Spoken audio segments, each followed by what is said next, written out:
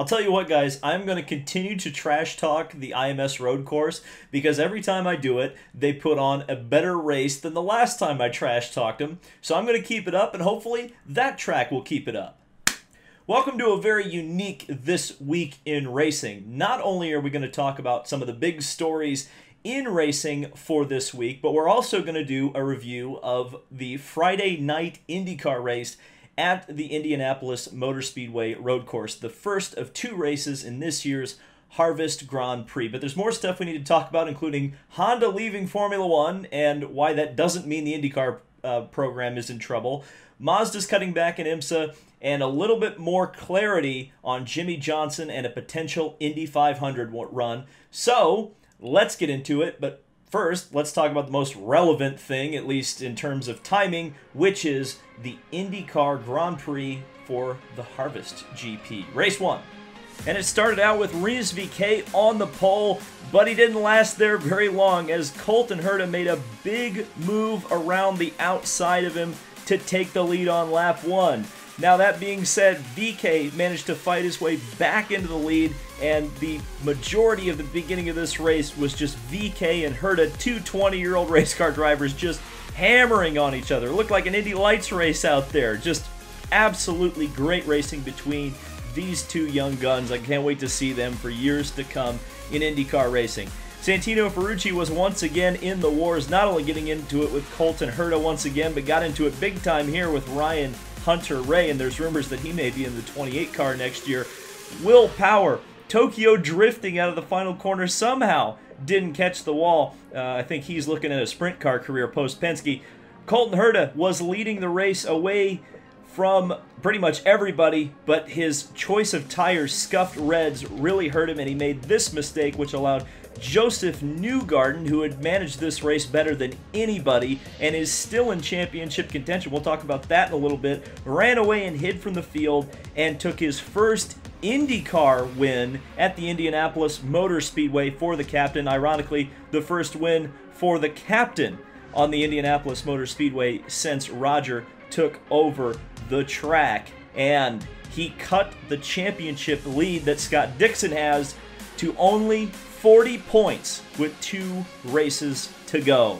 I think we've been sleeping on Mr. Newgarden because suddenly, as we're getting down to brass tacks here, Joseph Newgarden is within striking distance of Scott Dixon. Now, Scott Dixon is going to need a lot of bad luck in the next 2 races to finish out the IndyCar season for Joseph Newgarden to have any chance. But let's just think for a second. Newgarden won on the Indy road course, and he gets to do the exact same thing tomorrow. Plus, he saved a set of sticker red tires for tomorrow's race. That may play a major key in whether or not Mr. Newgarden can win back-to-back at the Indy road course. Then you look at St. Petersburg. Newgarden is the defending champion of that event and is usually pretty strong there. Scott Dixon, traditionally, even though he finished second there last year, usually has a bad time at St. Petersburg. And St. Petersburg is a track that a lot of times produces pretty crazy things, especially if you don't qualify well. If Scott Dixon doesn't qualify well and he's mid-pack at St. Pete, whoa, Katie bar the door, because it is going to be wild. You don't know what's going to happen in that first turn. Traditionally, because it's an airport runway, usually you have 5 and 6 cars going into one place where maybe 2 or 3 can fit, and guys end up on top of each other, guys spin out. All sorts of crazy things seem to happen at St. Pete. A lot more often than not, they seem to happen to Scott Dixon. Joseph Newgarden is absolutely in contention, which is unbelievable to think about this. But Scott Dixon is starting to look like he's cracking a little bit. He got off track in this race. He spun out at Mid-Ohio.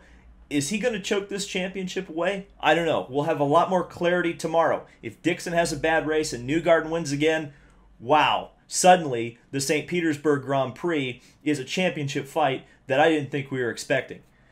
The rest of the race, I mean, it was, honestly, the race was really good. I have to say, I'll gladly take the L, at least for today. We'll see what happens tomorrow if the race sucks.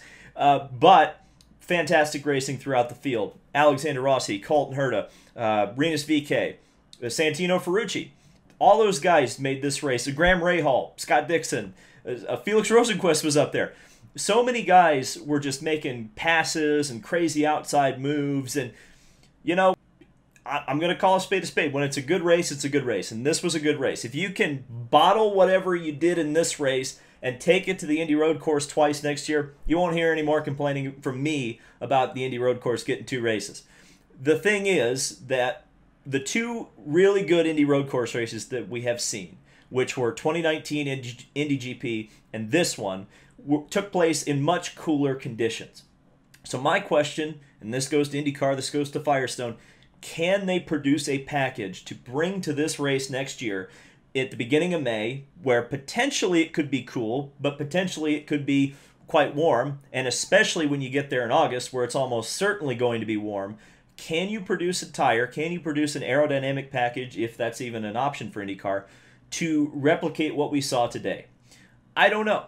It definitely seems like the IMS road course produces great racing when it's cool, when those Firestone tires, and really, it's interesting because I think a lot of people say, well, there was a big difference in pace between the red and the black wall tires. That was really because the reds didn't have much of a fall off, which I thought was extremely interesting. It seemed like they weren't super mismatched when they were new, but it just didn't seem like the red pace fell off very much, and it was, ironically enough, it seemed like the black tires were the ones that kind of fell off gradually. You definitely did not want to be on the black wall tires today, which makes me wonder what the strategy is going to be like tomorrow. When do you choose to put on the black sidewalls? That was something Joseph Newgarden chose to do in the middle of the race, and then at the end of the race when he had a lead. So, and again, remember, he saved an extra set of red tires for tomorrow. So, if Newgarden can win tomorrow, or have a really good day, and if Scott Dixon has a really bad day, St. Petersburg suddenly becomes a lot more than just St. Petersburg. Suddenly you've got one hell of a championship fight. I'm excited for it. I love IndyCar racing in October. We should race this late every year. Screw the NFL. If you have to race on a Friday night, I thought this was fun. The only weird thing was Chrisley Knows Best bookending the race. That was a little bit weird.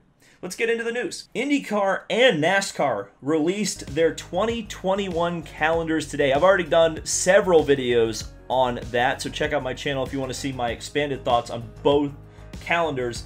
But I think it's summed up by this comic, which was drawn by Bruno Raphael. And you may recognize the guy on the right, I'll just say that. But I got a real kick out of this, and you should definitely check him out because he's a great motorsport comic artist.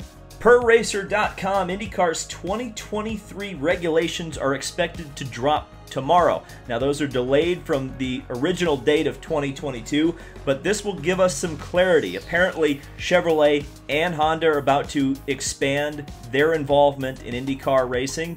Neither of them are expected to leave the sport anytime soon. And this will give us clarity to any manufacturers, cough, cough, Ferrari, that may want to come into the sport. Now they will know exactly what they need to do and whether or not they are interested in what IndyCar is selling them. Could be a big day tomorrow in terms of that future. Some bad IMSA news. We know that the prototype category is already going to be shrinking a little bit, and it's shrinking even more. Mazda will reduce its factory involvement to just one Mazda DPI for next year. This is unfortunate because, as we've seen, the Cadillac ranks are losing one. We're losing Penske from Acura. Certainly it's going to be a couple of lean years in the IMSA categories until the next regulations come along. Bombshell, an absolute bombshell this morning in the Formula One world, was that Honda will be pulling their support of Formula One at the end of the 2021 season. Now, it's really important to note that the Honda F1 program is greenlit by Honda Japan. The Honda IndyCar program is greenlit by Honda of America. So what Japan does doesn't necessarily mean that that is what America is going to do. Remember, right around the time of the last economic downturn, Honda left Formula One, and Honda's IndyCar presence continued strongly throughout. It's also interesting to note that the last team Honda left ended up not only winning the championship the next year in Braun GP, but it morphed into the most powerful, dominant F1 team perhaps we've ever seen with the Mercedes-AMG Petronas team. So, that may be good news for Red Bull and AlphaTauri going forward, believe it or not. Speaking of bombshells, Liberty Media is investing a minority stake in Meyer-Shank Racing. And if you don't know who Liberty Media is, they're the owners of Formula One. And while you may be very surprised to hear that, it's not quite as surprising as you'd think, because Liberty Media also is partnered with SiriusXM, which of course is the Meyer, Jim Meyer, in Meyer-Shank Racing. Now, Meyer-Shank Racing has aspirations to do 2 cars in next year's at least Indianapolis 500, possibly part of the season, and maybe full-time next year. Investments like this certainly speak to the long-term stability of Meyer-Shank Racing. And finally, we talked about Jimmie Johnson and his Indy 500 prospects, but let's listen to the man himself, because not only did he comment on IndyCar Radio, but he also commented today on NBC Sports as interviewed by Kevin Lee, and we've got the clips for you. So here's Jimmie Johnson talking about an Indy 500 run next year. The question that you've had so many times over the years involves around the oval race here in the Indianapolis 500. I know you've said in the past that's not something you think you can do at this point in your life. However, we have had the addition of the aero screen. Does that change your thought process at all? Yeah, it certainly does, and I think, you know, if I'm able to test on an oval, that might help me better understand, you know, what's all involved. And then certainly being in this garage area for a year or so will really help me understand where things are at. So I anticipate my guard will come down some, but we'll see where it nets out. I mean, obviously I dreamed of racing on the oval here as a kid, but just don't know where the cards are for that. But if you do a few ovals, you pretty much have the whole season. Is there any chance you do the Indy 500? I'm going to keep a close eye on things next year. I mean, I really have a desire to run on the road courses. That's kind of my bucket list. Of course, running here on the oval would be, you know, a dream come true, but I just want to get my mind around the safety and don't need to take any unneeded risks in this part of my life. So definitely we got a lot to break down there. Certainly, I said a lot about Jimmie Johnson yesterday, so I don't need to go too much more into it. I have said this, I'll say it as succinctly as possible.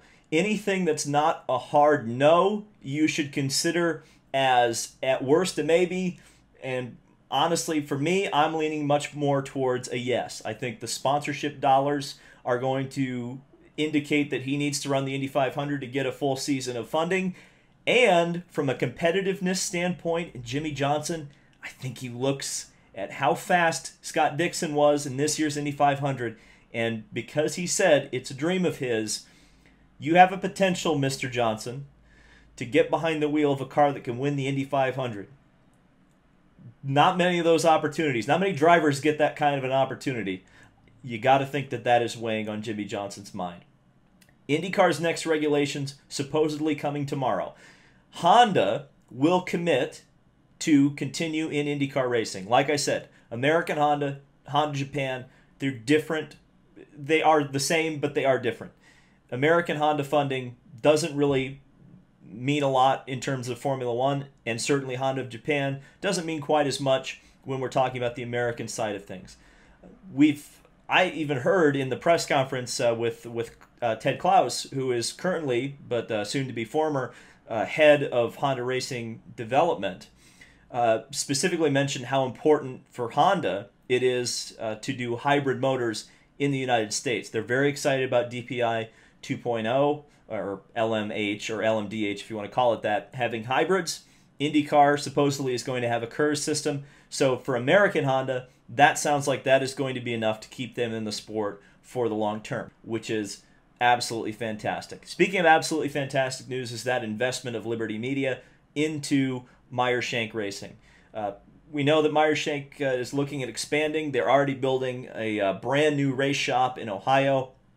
You got to think that with guys like Roger Penske, Chip Ganassi getting up there in age, you need the new blood to come in. And I think Michael Shank being one of those guys, up and coming, certainly grown his racing footprint exponentially in the last few years and has really worked hard to get there. I think it's fantastic for that entire organization, and I can't wait to see what they're able to do with this extra investment. I'm hoping that it certainly ends up with a second car at the Indy 500 next year. I would love to see a second car full-time Jack Harvey's been doing a great job driving for them, and I think they've got a bright future ahead. So it's been a crazy week. Can't wait to see what next week holds.